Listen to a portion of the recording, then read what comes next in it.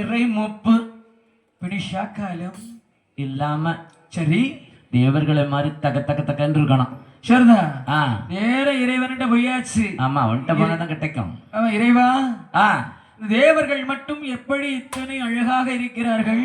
மக்களே, தேவர்கள் அமிர்தம் சாப்பிட்டு இளமையா இருக்காங்க. அது எந்த கடையில கிடைக்கும்? அதான் நீ போகும்போது வலது பக்கமா திரும்பி இடது பக்கமா அந்த ஆத்து தாண்டி போகும்போது அதுல ஒரு கோயில் இருக்கு. கோயிலுக்கிட்ட இருக்கு கடை. அடியா? ஆமா, சிவா ஸ்டோர். அதான் நீங்க வண்டியை கொண்டு அப்படியே நேரா கொண்டு விட்டீங்களா ஒரு அக்கா வேலை கார்ல கொண்டு? இல்ல, அந்த கடை பக்கத்துல இருக்குல்ல, ராஜேந்திரன் அண்ட் கோ. அந்த கடையில மட்டும்தான் சுத்தமான மாத்தாண்ட தேன் கிடைக்கும் சுவாமி. அது அமிர்தம் தான்.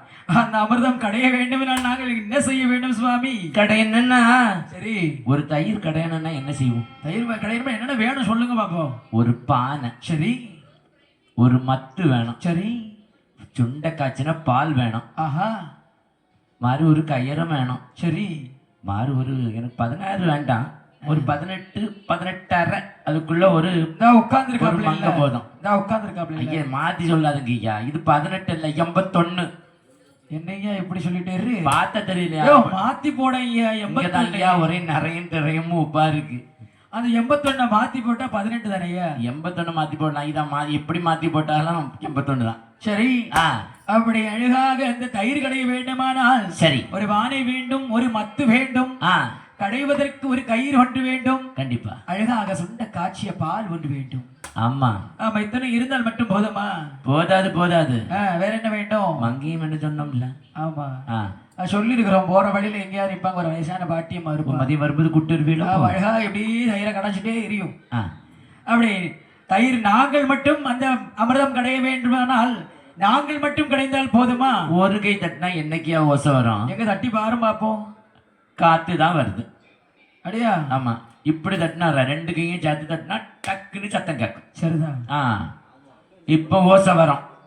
2 கை தட்டும் போது கண்டிப்பா ஓசை வரும். அப்ப நீங்க என்ன செய்யணும் அப்படின்னா, தேவர்களை கூப்பிடுங்க.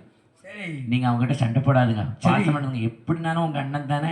இல்லையா, அவங்க ரொம்ப ரொம்ப எதிரிகள் ஆச்சு. இல்லையா, காரியம் ஆகணும்னா காக்கா பிடிச்சுதான் ஆகணும். அடியா? ஆமா, சிரிச்சி ஏமாத்திடணும். சரிதான், அப்படிதான் ரொம்ப பேர் இருக்கிறாங்க போல இருக்கு. நீங்க அந்த அண்ணன் தானே சொன்னீங்க, அப்படிதான் சிரிச்சி இருந்தவன். ஆதலால் உங்களுக்கு அமிர்தம் வேண்டுமானால் தேவர்களை நீங்க அழைத்து சென்றீர்கள், ஆனால் அமிர்தம் கிடைக்கும். ஆமா, ஒன்று சேர்ந்து எனக்கு ஒன்று சேர்ந்து செய்யணும். அந்த அமிர்தம் எங்க கிடைக்கும்? எங்க கிடைக்கும்? போகும்போது நீங்க சொன்னீங்கல்ல அந்த கட்டையில கிடைக்கும். சரிதான். அப்படி இருக்கையிலே அசுரர்களும் தேவர்களும், அப்படி இருக்கையிலே அசுரர்களும் தேவர்களும், அப்படி இருக்கையிலே அசுரர்களும் தேவர்களும், அப்படி இருக்கையிலே அசுரர்களும் தேவர்களும் அமிர்தமதி தடை வேண்டும் என்று அழகு திரு